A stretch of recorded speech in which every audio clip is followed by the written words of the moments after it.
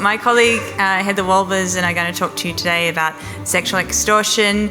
A lot of you in this room will know what sexual extortion is.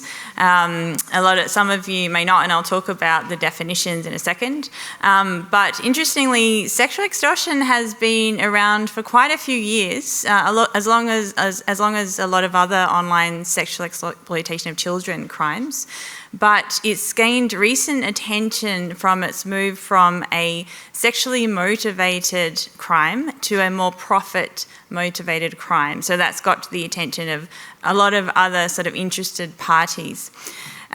So we started looking at sexual extortion because of some increases in reports of this horrendous crime in Australia and overseas. And I've got the definition of sexual extortion up there. It's when a person is blackmailed with the threat of exposing their sexual images that have been either shared by them under coercion or created by AI or other means.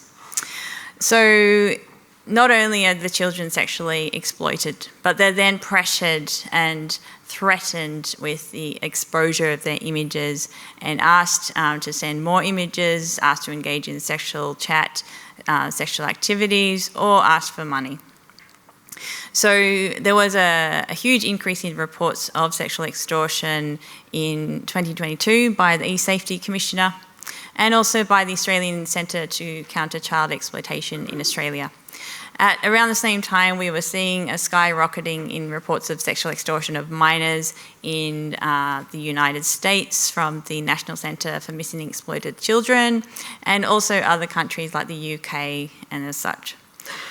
So because of this, we decided it was really important to do something that sort of understood this type of crime more. We saw these increasing reports, but no one knew a lot about how victims were being approached online, what kind of questions that they were asked, and where they were actually meeting perpetrators. And also how many of these victim survivors were actually complying with these horrible demands of the perpetrators. So we decided to do some research into this area. These are the two papers that we're going to present on today. I'll start presenting on the first paper, which is on a survey of adolescents asking about sexual extortion. So I just wanted to give a shout out to our co-authors on this paper. They're listed up there just from the AIC and also from our partners at the E-Safety Commissioner's Office. So the project, as I said, started as a joint partnership between the Australian Institute of Criminology and the E-Safety Commissioner. And we wanted to first look at instances of peer-to-peer image sharing and also experiences of catfishing among peers. But then, as I said, there were these huge skyrocketing in sexual extortion reports. So we decided to change the focus of the survey to ask more questions about sexual extortion. So we went through a panel company called Octopus Groups in 2024. And we used what's called proportional quota sampling, where we were able to stratify the sample by age, sex, and location. And what that means is, while it's not a traditionally representative sample of the population, it is generally reflective of the experiences of 16 to 18-year-olds in Australia. So this is the final sample for this survey, 1,953 adolescents aged 16 to 18 years. And there was a slight overrepresentation of females at 55%. So this is the question that we asked respondents in the survey. Has anyone ever demanded something from you, for example, money or photos, and threatened to post or share an intimate or nude image, video of you if you didn't do what they say? We also asked about the recency of their sexual extortion experiences, the frequency, the age that they were first sexually extorted, and the nature of the material used and the online platforms where they met perpetrators. So altogether, we had 11.3% of the sample, or 220 adolescents in this sample say that someone tried to sexually extort them.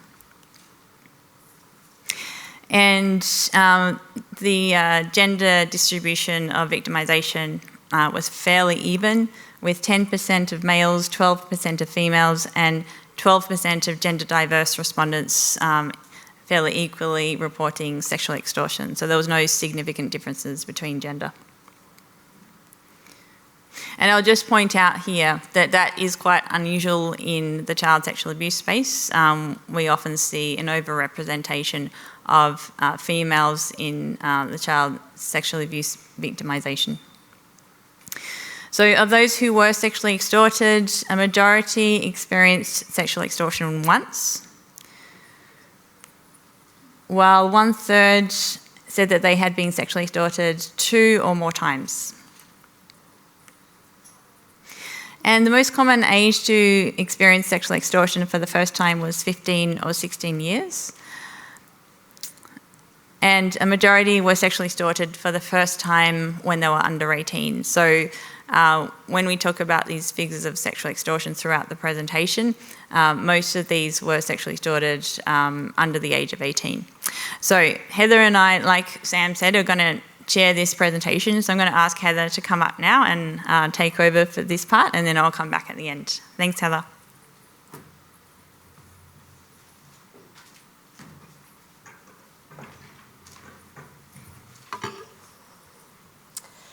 So we were also interested in sort of the timeline of sexual extortion and how these instances were taking place. So we asked the adolescents how much time there was from when they first had contact with the perpetrator up until when they received the very first sexual extortion threat. And what we saw was that for 40% of the sample, it was just 1 to 6 hours.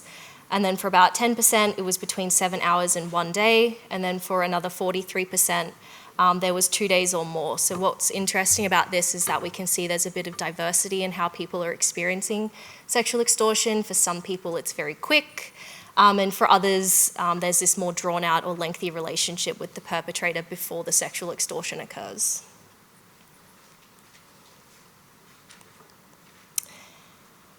We also asked how often they were receiving threats from the perpetrator. And we saw that for about 1/3, they were receiving multiple threats every day. For about 22%, it was 1 threat a day. And for 35%, it was once a week or less. And again, we're seeing a bit of diversity in these experiences. So in some cases, very persistent threats. And in others, they're a bit more spaced out or less insistent. We were interested in the types of material that was being used to extort the adolescents. And primarily, they said that the material that was being used to extort them depicted them as nude or partially nude, followed by engaged in sexual activity, and then in another private activity such as showering or using the bathroom, followed by images depicting them without their religious garment. So AI has been talked about a little bit, and we know that there's been an uptake in AI, but even more old-fashioned types of image editing like Photoshop. All of these technologies have been available for a while and unfortunately are being used in sexual extortion cases. So we were interested in understanding how common this was.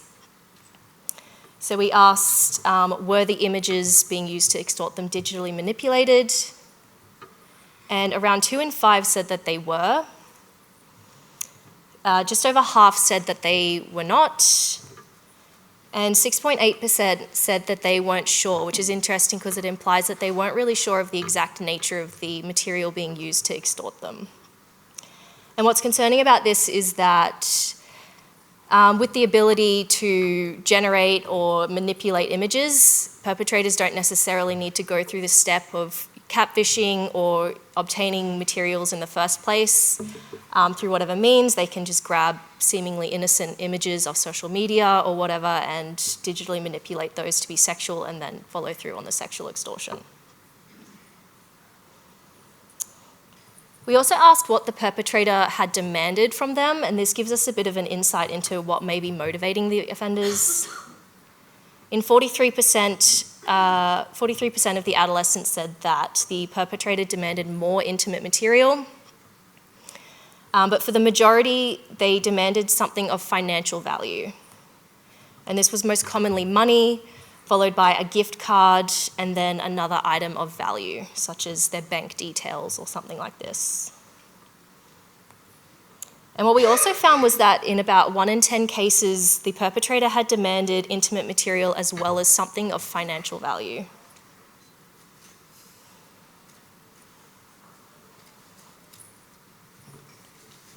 So of those who were sexually extorted, around 2/3 said that they had been sexually extorted by someone that they met online and never in person, implying this person was an online stranger. And when this was the case, almost always the perpetrator was the person who had made first contact with the adolescent.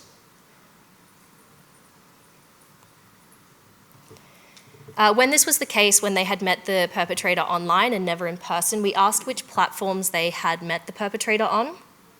Most commonly, they had met on Snapchat, followed by Instagram, Facebook, and then Omegle, which is now shut down, but we can see the top 3 are very popular social media sites where a lot of people can connect. In about half the cases, they were asked to switch to another platform by the perpetrator, and when this was the case, most commonly they were asked to switch to Snapchat, Instagram, WhatsApp, Facebook, or iMessage. And so it's pretty clear why these might be preferred platforms by perpetrators in order to carry out sexual extortions. They have image sharing capabilities, they have messaging capabilities, and some of them have end-to-end encryption, which, as we know, can cause issues with detection and intervention. So desirable platforms to commit these offences with a low risk of being detected.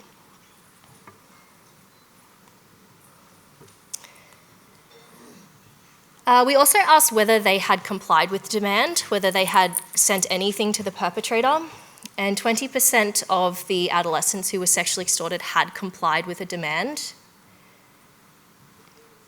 Most commonly, they had sent intimate material and then money, a gift card, or something else of value. And this is interesting because most demands were of financial in nature, but we can see that when it comes to compliance with demands, most commonly they were complying if the demand was for intimate material. When they had sent something of financial value, we asked how much they had sent or the value of what they had sent, and most of the time it was something worth $50 or less. But in 15% of those cases, they had sent something worth over $100.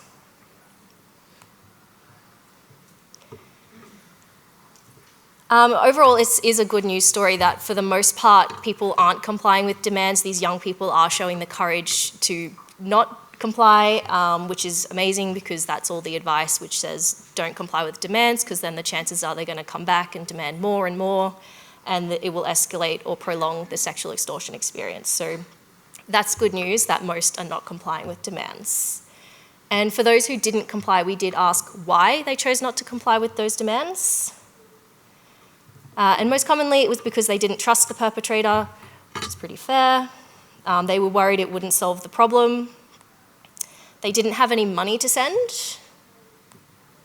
They thought it was a scam, or they had learnt from their parents not to send money to strangers online. So we saw earlier that a lot of these adolescents were sexually extorted by someone they had met online and never met in person.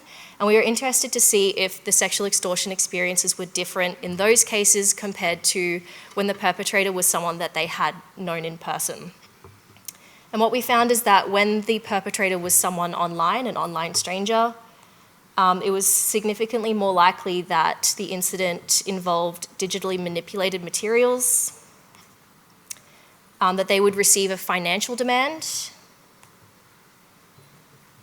that they would receive the sexual extortion threat less than a day after they had first contact with that person, and that they would receive threats at least daily. So what we can see is that in these instances, sexual extortion was very quick, it was very insistent, most likely financially motivated, and it involved digitally manipulated materials. And this is somewhat consistent with what we're hearing about these online criminal syndicates targeting young kids. So these are the typical ways that sexual extortion is occurring in those sorts of cases. We also looked at differences between the male and the female victims. So while overall we saw that the rate that they were being victimised was somewhat similar, so 12% and 10%, when it comes to the nature of those experiences, there were some significant differences. So what we see was that male victims were significantly more likely to be extorted in the last 12 months, indicating that maybe there is this uptake in sexual extortion targeting young boys. They were more likely to be sexually extorted just the once. They were typically older at the very first instance of sexual extortion. More likely to be sexually extorted by someone they had met online only. More likely to receive financial demands from the perpetrators, and then conversely, the females were far more likely to receive demands for intimate material. And also, they were more likely to receive a sexual extortion threat less than a day after first contact with the perpetrator. So in summary, 11.3% of adolescents in our sample said that they were sexually extorted. These experiences were somewhat diverse. However, most victims did receive financial demands, had only met the perpetrator online, were extorted for the first time when they were a minor, and they did not comply with demands. And also around 2 in 5 had their images digitally manipulated.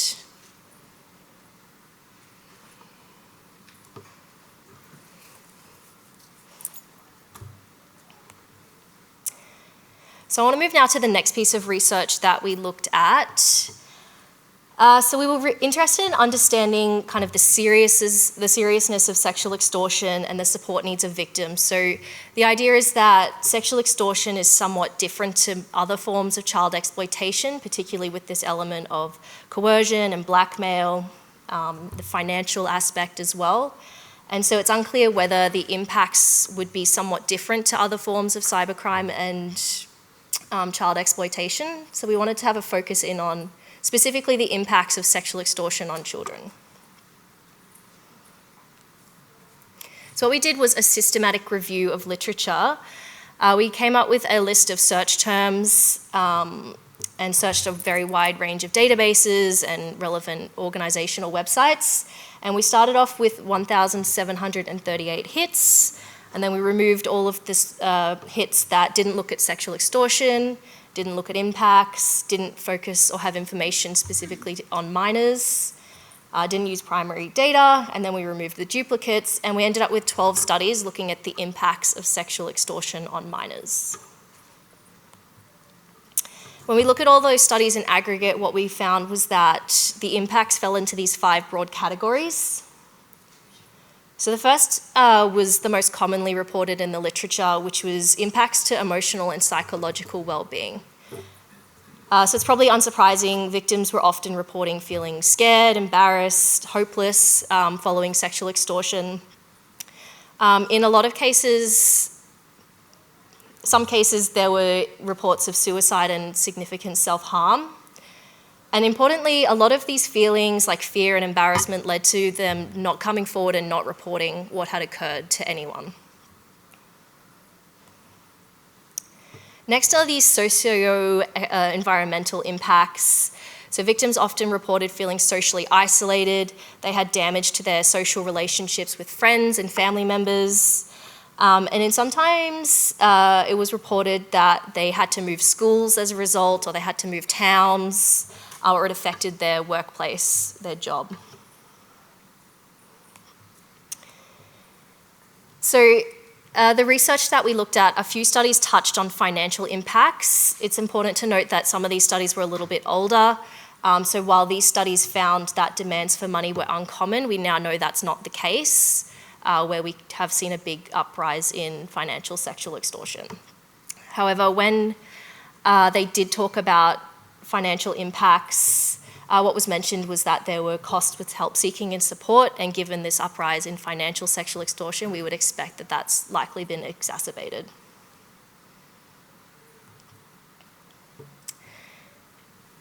So it's also important to point out that not only were these people being sexually extorted, in some cases there were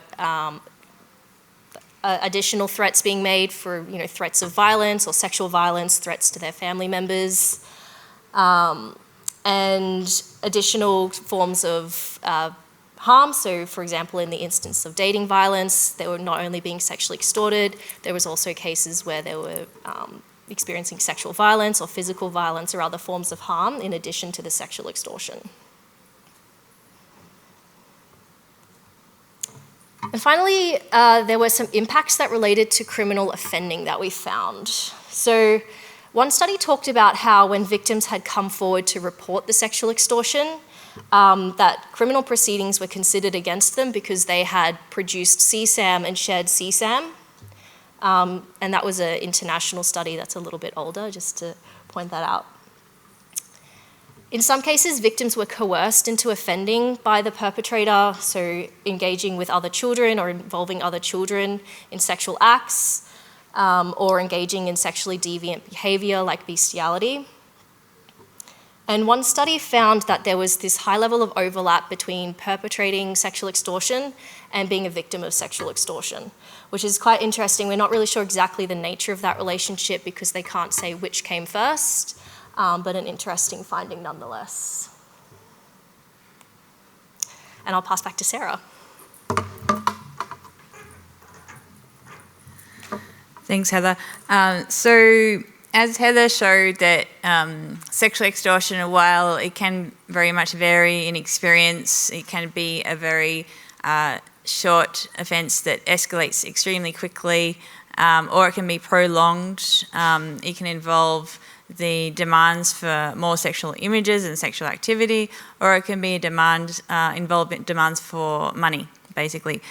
But overall, regardless of the nature of the sexual extortion, it does have these devastating impacts on minors, including the psychological impacts, the environmental impacts, having to move schools, that kind of thing. And then, as Heather pointed out, the criminal justice implications for some victims of sexual extortion.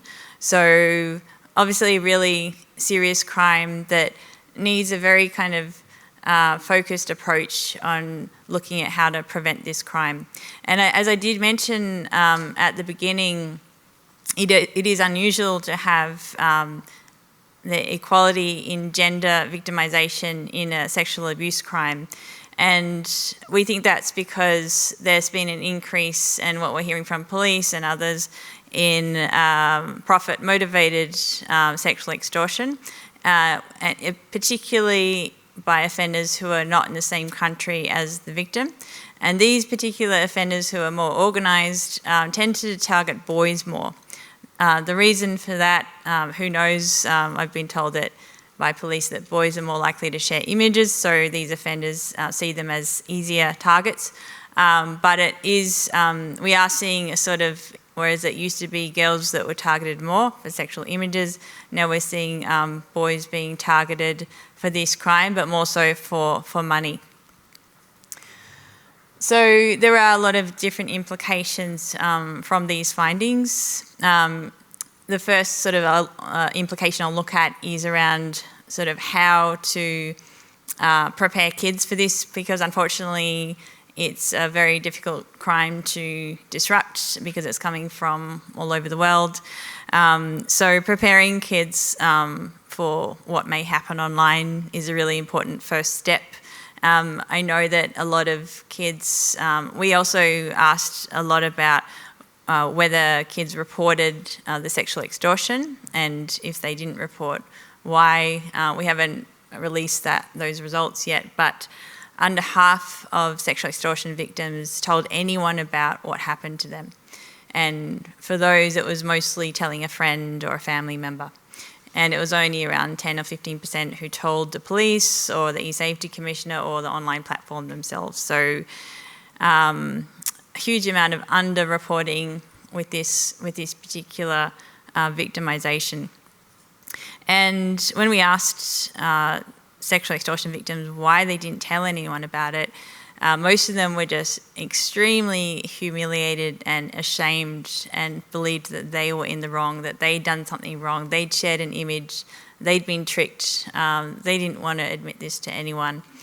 And there was quite a large proportion who also were terrified of getting in trouble with their family. That's why they didn't tell anyone.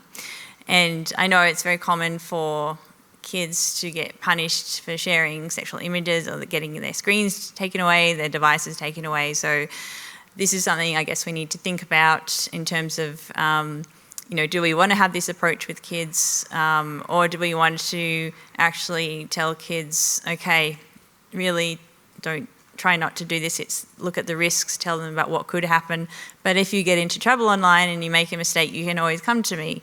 That seems to be a sort of more protective way of preparing kids and supporting them through this, because it could be a way of intervening. If a child can reach out to their parent or a family member upon the first threat, it could stop that from escalating to a much more severe form of victimisation that could even lead to suicide, and has in some cases.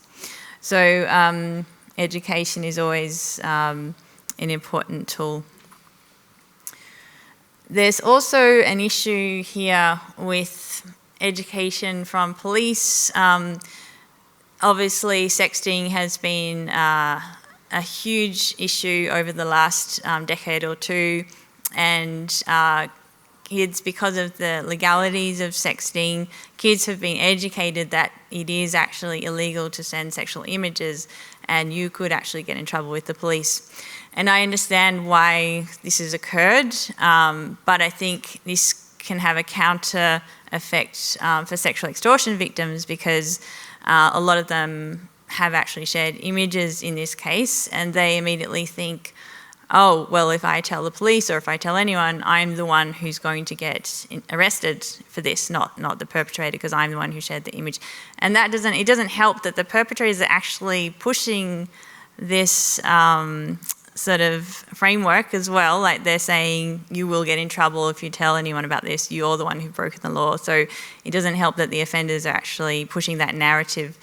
So I think we need a bit of a change in how we educate with sexting as well, because now that sexual extortion seems to be increasing, we need to sort of push the message that kids will actually not be arrested if they're sexually extorted, even though they shared a sexual image. It's the perpetrators that the police will go after. Also, as Heather showed, 50% of sexual extortion victims said they met their perpetrator on Snapchat, and then next most common was Instagram. Obviously, there's a lot more that can be done to sort of have features that don't connect adults to children so well on these platforms. There's a lot can be done with natural language processing. A lot of these offenders use the same script and they share it with each other on the darknet. Believe it or not, there's a handbook for sexual extortion on the darknet.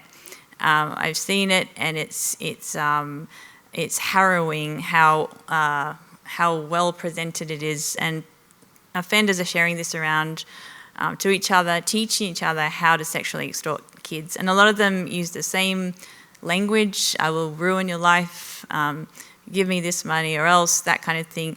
Very similar words are being shared around. So having AI that can pick up and detect that language and warn a victim that they might be being sexually extorted at this moment, and this is where you can go for help, would be a really important mechanism to have on these platforms.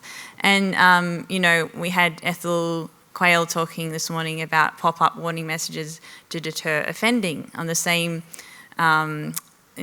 scenario, we could actually use more of those warning messages on the platforms to deter offenders. With that, if they are using certain language in private chats or any chats, to have that sort of warning come up to deter them, remind them that what they're doing is illegal. We know there's evidence so that can actually deter offending. And there's other things that can be done. We saw that Heather was saying, most, well, sort of, I think it was 2 in 5 had their images digitally manipulated. So in this case, we see offenders actually getting non-sexual pictures from kids' profiles online and making them sexual. So, more can be done to have default privacy on platforms, default privacy settings so that no one can access their photos. A lot of new users of social media probably don't know about that it doesn't default to private. So little things like that, I think, can actually make a big impact. So just to end, I mentioned that there's a couple of other papers that are coming out. One was on looking at how many kids reported this sexual extortion, so we're going to have that being released this year. And the second one is looking at the impacts of sexual extortion. So Heather talked about the systematic review showing the impacts, and we also asked our respondents how it impacted them just from our particular survey, so that will be coming out soon. So thank you very much. If you have any questions, Heather and I are happy to answer them. Thank you.